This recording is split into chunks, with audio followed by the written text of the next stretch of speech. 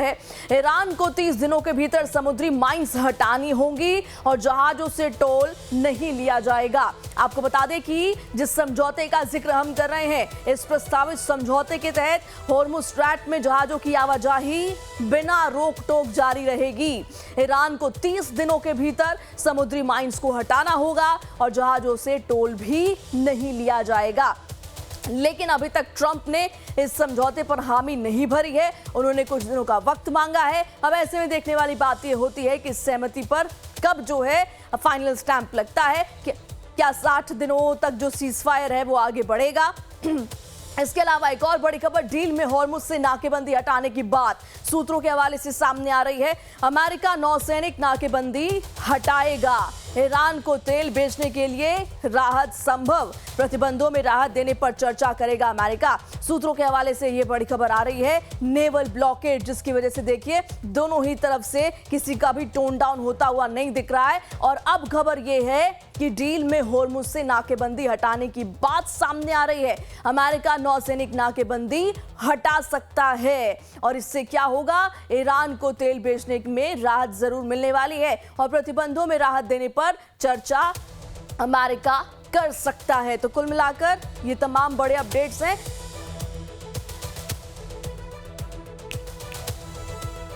और इसी पर चर्चा करने के लिए हमारे साथ दो स्पेशल गेस्ट जुड़ चुके हैं। Defence expert retired major general Anuj Mathur sir हैं हमारे साथ और साथ ही साथ geopolitical expert doctor Ajitabh sir भी। आप दोनों का बहुत बहुत स्वागत सर लाइव टाइम्स पर।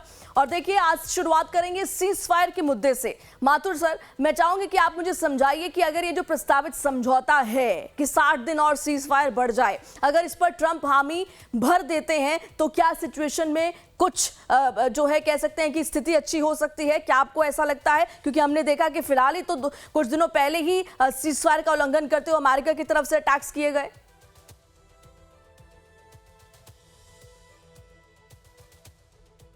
सर अनम्यूट कर लीजिए प्लीज।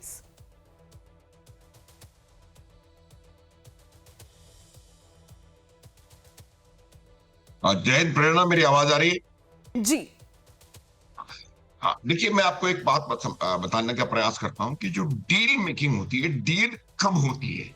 डील तब होती है जब उसमें दोनों पक्षों के लिए कोई ना कोई लाभ हो, दोनों पक्षों के लिए कहीं ना कहीं कोई विन विन नहीं तो एडवांटेज सिचुएशन जरूर होनी चाहिए। अगर आप अपना पूरा का पूरा जो काम करने का तरीका है वो कोर्सिव डिप्लोमेसी के ऊपर आधारित करें और आप दूसरे पक्ष को लगातार दबाते रहें और उसके ऊपर लगातार इस प्रकार से अपनी शर्तें बनवाने का वो करते रहें, तब कोई डील होना संभव नहीं है। ये बिल्कुल साधारण सी बात है और यही इस पर समस्या इस पूरे युद्ध की चल रही है और यही समस्या यूक्रेन युद्ध की भी है, यही समस्या गाजा में भी है और कहीं भी जहां पर भी इस प्रकार के हालात बने हुए हैं वहां पर यही समस्या है। आपको अगर डील करनी है तो आपको दूसरे पक्ष के बारे में भी सोचना पड़ेगा। आपको ये देखना पड़ेगा कि कैसे कोई दूसरा पक्ष जो कि 40 दिन से युद्ध कर रहा है, वो दूसरे पक्ष का नाम नहीं ले रहा हूं मैं, चाहे वो अमेरिका समझिए या ईरान समझिए, दूसरा पक्ष को आप पूरी तरह सरेंडर कराने पर, बाध्य करने पर उतारू होंगे तो किस प्रकार से आप मुझे बताएं कि डील होगी? तो डील होने के लिए आपको ये करना आवश्यक है। और अब जो नजर आ रहा है कि भाई हम नाकेबंदी हटाएंगे और उसको 27 फरवरी से पहले वाले परिस्थिति में छोड़ देंगे, यही इसी प्रकार का लचीलापन प्रेरणा में आप हमेशा से कहता रहा हूं कि जब तक दोनों साइड्स में इस प्रकार का लचीलापन नहीं आएगा तब तक कोई डील की संभावना मुझे नजर नहीं आती है। अभी भी मुझे संशय इस पर है। संशय क्यों है मैं बताना चाहता हूँ। संशय इसलिए है कि आप डोनाल्ड ट्रंप को प्रोडिक्ट नहीं कर सकते और जब अनप्रेडिक्टेबिलिटी होती है, अनप्रेडिक्टेबिलिटी के माहौल में कोई भी कुछ भी निर्णय लेने में मुझे लगता है क्षमता उनकी निर्णय लेने की नहीं कहीं ना कहीं बन पाती है। देखिए, वो पिछले 2-4 स्टेटमेंट्स आपने डोनाल्ड ट्रंप की देखिए। एक स्टेटमेंट में उन्होंने कहा कि मिड टर्म इलेक्शन में चाहे कुछ हो मेरी पार्टी का, उससे मुझे कोई फर्क नहीं पड़ा। कौन प्रेसिडेंट ऐसा कह सकता है? ये इस बात को बताता है कि उनको कहीं ना कहीं कोई इशू कहीं ना कहीं उनके दिमाग में लेकर कर रहा है। दूसरी बात उन्होंने कही कि दुनिया कहीं भी कुछ भी जाते रहे, मेरे को कोई फर्क नहीं पड़ता, ईरान को पूरा सरेंडर करना पड़ेगा। तो ये जिस तरीके की जो एक्सट्रीम जो पोजीशन लेकर के वो अपने स्टेटमेंट्स देते हैं, देखिए, जब भी कोई डील मेकिंग होती है, हम जो कोई जमीन की नॉर्मल डील भी करते हैं तो काफी सारी चीजें सीक्रेट रखी जाती हैं। डोनाल्ड ट्रंप का काम करने का तरीका है वो बहुत वॉसिफरस है, पब्लिक में आकर के बोलना शुरू कर देंगे कि मैं ये कर दूंगा, मैं वो कर दूंगा।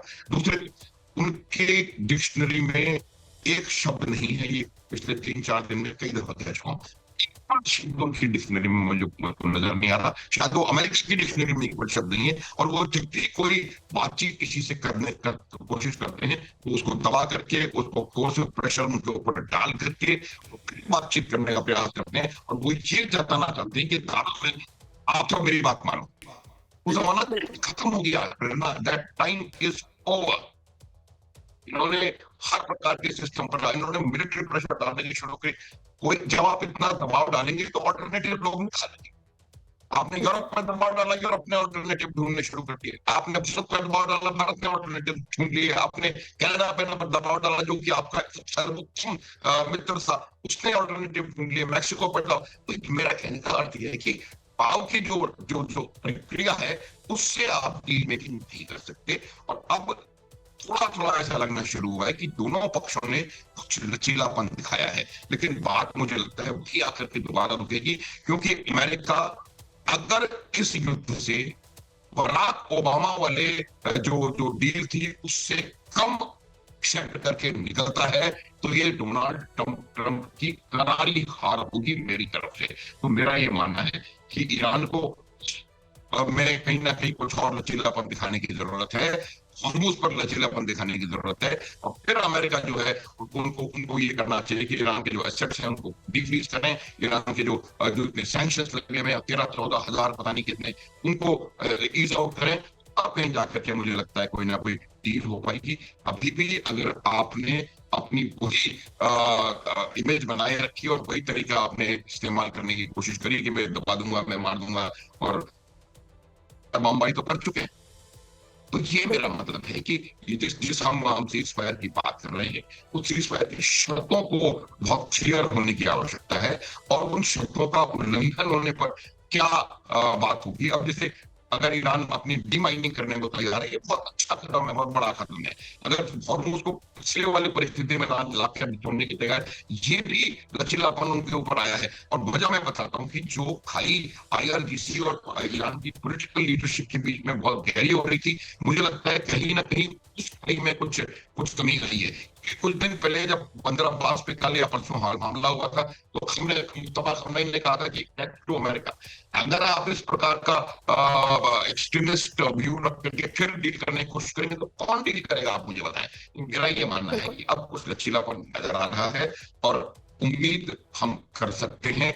एक और चीज मैं आपको बताना चाहूंगा कि जो मिलिट्री स्ट्रेटेजी होती है, मिलिट्री स्ट्रेटेजी पे जब भी कोई आप ऑफेंसिव पे जाते हैं तो हमेशा ऑफेंसिव से बाहर कैसे निकलना है का पूरा अध्ययन करके, उसकी कॉन्टिजेंसीज को प्लान करके, किस प्रकार की सिचुएशन होने पर हम क्या करेंगे, इसका पूरा पहले से निर्णय लेकर के आप जाते हैं। आपका मिलिट्री प्लान जो है वो होप पे बेस्ड नहीं हो सकता। मुझे ऐसा लग रहा है कि अमेरिका ने अपना मिलिट्री प्लान उम्मीद पे पूरा प्लान बनाया था कि हम खामने को मार देंगे, सारे लीडर्स को मार देंगे और बादशाह खत्म, शतरंज का गेम ओवर। ये हुआ नहीं।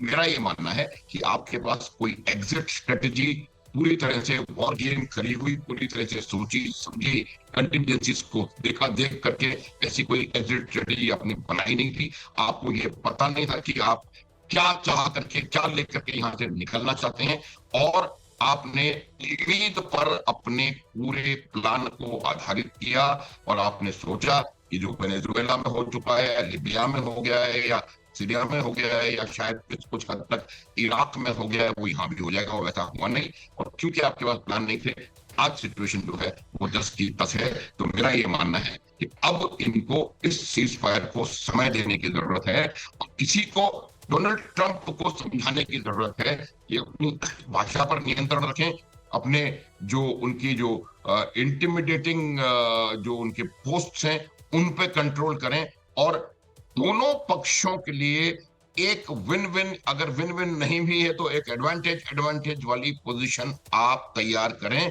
ताकि इससे दुनिया से को बचाया जा सके। पूरी दुनिया पर प्रेरणा इसका असर हो रहा है। बिल्कुल ठीक कहा आपने। वापस लौटती हूँ और हमारे साथ अजिताभ सर भी मौजूद हैं।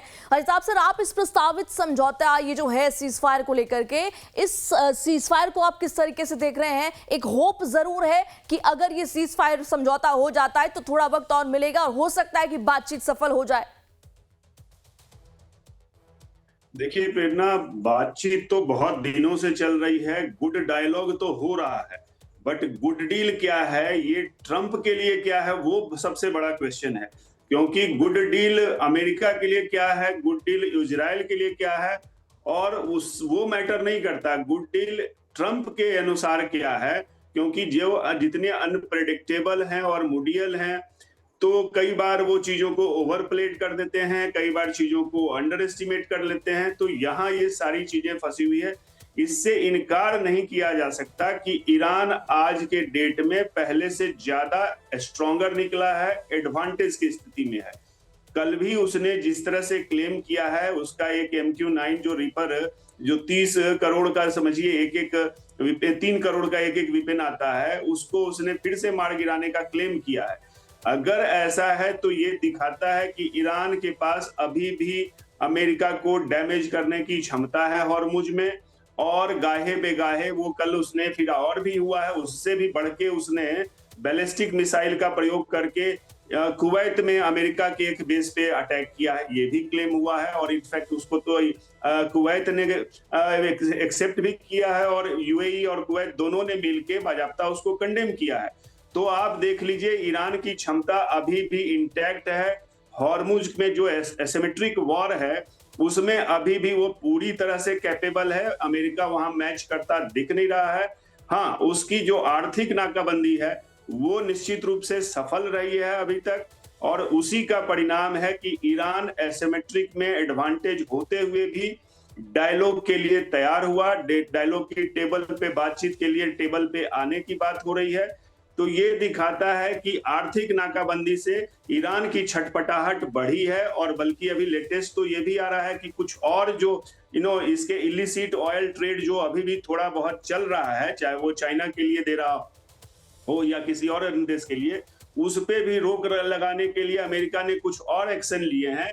और उसके जो ट्रेजरी सेक्रेटरी हैं उसने अनाउंस किया है, अभी 8 शायद ऐसे कुछ इंडिविजुअल हैं या कुछ कंपनीज हैं ऑयल की, उस पे फिर से और सैंक्शन लगाने की बात हुई है। तो जो आर्थिक नाकाबंदी का एक ऑपरेशन इकोनॉमिक फ्यूरी वो और कसता जा रहा है। दूसरी तरफ उम्मीद भी बंधाई जा रही है। अब ये कहा जा रहा है कि 30 दिनों के अंदर तो हॉर्मुज खोला जाएगा, लेकिन 60 दिनों के अंदर बातचीत के सारे चीजें जो MOU जिसपे सहमति बनती दिख रही है, उस पे 60 दिनों के अंदर पूरी तरह से डिस्कशन हो जाएगा और एग्रीमेंट हो जाएगा। अब उस एग्रीमेंट में भी 2 मुद्दे जो ज्यादा फंसे हैं, जिसको अमेरिका के उपराष्ट्रपति JD वैंस ने फिर से अंडरलाइन किया है अपने स्टेटमेंट में कल, कि वहां पे न्यूक्लियर का मुद्दा, न्यूक्लियर इनरिचमेंट का मुद्दा फंसा हुआ है, और इनरिच्ड यूरेनियम का भी मुद्दा कि वो देगा या नहीं देगा, वो या उसको कैसे डाइल्यूट किया जाएगा, ये मुद्दा भी अभी फंसा हुआ है। ईरान उस पे अभी तक तैयार होता नहीं दिख रहा है। तो अभी भी मुद्दे तो वहीं के वहीं हैं। विक्ट्री ट्रंप कितनी डिक्लेयर कर ले, इनको चैलेंज है कि पिछले दफा जो एग्रीमेंट हुआ था, जिसको इन्होंने तोड़ा, ईरान और अमेरिका के बीच वाले एग्रीमेंट को 2018 में, अब उससे ज्यादा ये लेने की इनकी ख्वाहिश भी है और इनको दिखाना भी है, नहीं तो इलेक्शन में वो फिर उसका असर होगा। अब उसके फेर में ये ना पीछे जा पा रहे हैं और ना आगे बढ़ पा रहे हैं, क्योंकि ईरान ने तो थोड़ी एडवांटेज निश्चित रूप से ले ली है। अब देखते हैं कि कैसे बात आगे बढ़ती है। Let's see. बिल्कुल ठीक कहा आपने अजिताभ सर की मुद्दा तो वही का वही है, लेकिन हाँ अब सीजफायर आगे बढ़ाने की बात जरूर की जा रही है। वापस लौटती हूं मैं। ईरान का अमेरिकी एयरक्राफ्ट मार गिराने का दावा, बुशर में US एयरक्राफ्ट मार गिराया, ईरानी मीडिया का यह दावा है।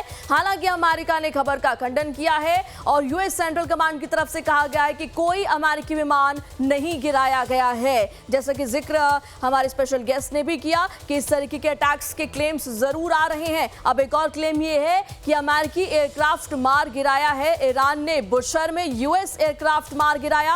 ईरानी मीडिया ने यह दावा किया, लेकिन यूएस सेंट्रल कमांड की तरफ से क्या दावा किया गया है कि इस तरीके की कोई खबर नहीं है। इस खबर का खंडन किया गया है। कोई अमेरिकी विमान नहीं गिराया गया। इसके अलावा एक और बड़ी खबर है, प्रस्तावित डील में परमाणु हथियार पर भी बात। ईरान के परमाणु हथियार नहीं बनाने की बात सूत्रों के हवाले से सामने आ रही है और 60 दिनों में संवर्धित यूरेनियम पर बात होगी। बातचीत तो हो ही रही है, सिलसिला लगातार जारी है डिप्लोमेसी का, डिटरेंस का, लेकिन क्या उसका आउटकम निकल पाएगा? अब ये टाइमलाइन और स्ट्रेच हो सकती है अगर 60 दिन का सीज फायर होता है तो, लेकिन आउटकम कब निकलेगा ये बड़ा सवाल है। वापस चलते हैं अपने गेस्ट के पास। माथुर सर, जैसा कि ये अटैक्स, छिटपुट अटैक्स की खबरें सामने आ रही है, बेशक यूएस सेंट्रल कमांड की तरफ से इसका खंडन कर दिया गया हो, लेकिन ये छिटपुट जो हमले हैं वो क्या दिखाता है? और इस बीच देखिए सीज फायर की भी बात हो रही है। आपको भी क्या लगता है कि ईरान के अंदर अभी भी उतनी क्षमता, इतना इंटैक्ट है ईरान की, अगर दोबारा युद्ध शुरू होता है तो मुंहतोड़ जवाब देगा अमेरिका को? देखिए, एक बात जो कि मैं बताता हूँ उसको दोबारा रिपीट करने की कोशिश कर रहा हूँ। Iran wins if they are not losing, America loses if they are not winning. ये बिल्कुल क्लियर है। ईरान और अमेरिका की आर्थिक क्षमता और सामरिक क्षमता में जमीन आसमान का, और अगर इतना बड़ा अंतर है और बावजूद उसके आप उनको, मैं ये नहीं कह रहा हूं कि अमेरिका को वो हरा रही है, उनके सामने खड़े रह पा रहे हैं, तो वो आपकी जीत, ये मेरा मानना है। तो जब हम बात करते हैं कि क्या ईरान के पास अभी भी क्षमता है कि वो अमेरिका के को डरा सकती है या अमेरिका अमेरिका का जवाब दे सकती है, तो मैं कहूंगा हाँ। क्योंकि क्षमता इनकी, ईरान की क्या है? ईरान की क्षमता सिर्फ यही है कि वो अमेरिका के हमलों की वजह से कैप्चुलेट ना करें, ये उनकी जीत है। और मुझे लगता है कि उनके पास अभी भी इतना असला गोला बारूद है, और पिछले जितने भी दिन से ये सीज फायर या जो भी इस प्रकार फायरिंग नहीं हो रही थी, इनके ऊपर हवाई हमले नहीं हो रहे थे, उस समय में उन्होंने कंसोलिडेट अपने आप को किया है। मेरा ये मानना है कि आपके प्रश्न का उत्तर अफर्मेटिव में है। ईरान के पास अभी भी इतनी क्षमता है कि वो अमेरिका इजराइल की कंबाइंड क्षमताओं के सामने खड़े रह सकता है, ये बिल्कुल क्लियर है। और as long as Iran America की क्षमता के सामने खड़ा रह सकता है, उसकी जीत हो रही है, ये भी बिल्कुल क्लियर है। अब मैं आपको एक बात बताने की कोशिश करता हूँ, जो छिटपुट घटनाएं फायरिंग की हो रही हैं या हमले किए जा रहे हैं, कि दोनों पक्षों को दिखाई दे रहा है कि अब बातचीत का शायद कोई रास्ता बन सकता है। और अगर बातचीत का रास्ता बन सकता है तो वो चाहते हैं कि थोड़ा उनका जमीन पर एडवांटेजियस पोजीशन हो। वो मैसेजिंग हो रही है दोनों तरफ से मेरे हिसाब से, और वो ये कह रहे हैं कि हम आपके ऊपर ऑफेंसिव एक्शन ले सकते हैं, या जो भी वो बताना चाह रहे हैं। बंदर अब्बास पे क्यों हमले हो रहे हैं? इसलिए हो रहे हैं कि अब अगर बातचीत नहीं बनी तो हम आपका ये कर सकते हैं थोड़े दिन। तो इस वजह से ये घटनाएं हो रही है, पहली बात। दूसरी बात क्या होती है कि आपके राजनीतिक पेशेंट क्या सोच रहे हैं और आप किस प्रकार की बातचीत कर रहे हैं, उससे दो बातें हैं। पहली बात, आईआरजीसी के जो दस्ते हैं उनके साथ एग्रीमेंट में ना हो। उनको लगता है कि ये जो हमारी राजनीतिक लीडरशिप है वो आर्थिक प्रतिबंधों की वजह से, आर्थिक इश्यूज की वजह से कहीं ना कहीं कॉम्प्रोमाइज करना ले, पहली बात। दूसरी बात यह है कि जब तक वो नीचे आते हैं, हर मिलिट्री माइंड जो होता है वो अपनी टैक्टिकल पोजीशन को कंसोलिडेट करने में, उसको बेहतर करने में, जब तक लड़ाई जैसा माहौल है या बातचीत का माहौल बनने वाला है, उसमें विश्वास रखा है। तो ये जो छोटी मोटी हरकतें हैं, ये उस चीज को मद्देनजर रखते हुए मुझे लगता है की जा रही हैं। और जो लार्जर इशू है बातचीत का, देखिए मैं कई बार इस बात को बता रहा हूं कि जो आपने मीडिएशन करने के लिए बंदा व्यक्ति चुना वो इफेक्टिव था, वरना ये सिचुएशन इतनी ज्यादा खराब परिस्थिति में नहीं आती। जो उस देश का रोल रहा है इस पूरे गेम में, और आज वो पूरी दुनिया में दोनों के दोनों घूम रहे हैं अपने देश के हालात को छोड़ करके। बलूचिस्तान में क्या हो रहा है, केपीके में क्या हो रहा है, अफगानिस्तान में क्या हो रहा है, उसको नजरअंदाज करके वो दोनों पूरी दुनिया घूम रहे हैं। तो वो मुझे लगता है कहीं ना कहीं गलत इशू हुआ था। अब कोई और ओमान या तुर्की या कोई और अगर इस मीडिएशन को आगे बढ़ाएगा तो शायद चीजें बेहतर हो सकती हैं। अब आप बिल्कुल। देखिए कि डोनाल्ड ट्रंप का जो चिर परिचित अंदाज है, उनको देखिए ईरान और ओमान मिलके कुछ और खेल नहीं खेल दें। ईरान और ओमान मिलकर के कहीं स्ट्रेट ऑफ हॉर्मुज पर अपना कब्जा बना करके वहां से पेट्रोल वसूली ना शुरू कर दें, तो उन्होंने ओमान को धमकी दे डाली। आप देखिए जो भी आपके साथ मदद करने की कोशिश कर रहा है, आपके साथ है, वो फैसिलिटेट कर रहा है आपकी बातचीत को ओमान। आज बिल्कुल। अमेरिका सीज फायर चाहिए, अमेरिका को भी यहाँ से निकलना चाहिए, निकलना पड़ेगा। अमेरिका की भी बहुत ज्यादा इश्यूज हो रहे हैं, तो उसको बिल्कुल। अपने धमकाना शुरू कर दिया। कल ठीक है डोनाल्ड माथुर ट्रंप ने सर। कहा कि हम ओमान को ध्वस्त कर देंगे। इस जी प्रकार के इंटिमिडेटिंग स्टेटमेंट्स इन पब्लिक किसी भी बिल्कुल। प्रकार के डील या समझौते के खिलाफ हैं, और ये उस डील या समझौते को नहीं ठीक है होने दे माथुर सकने सर। की पहली कड़ी है। जी ठीक है माथुर सर और रिताब सर, आप दोनों जुड़े रहिए, वापस लौटूंगी और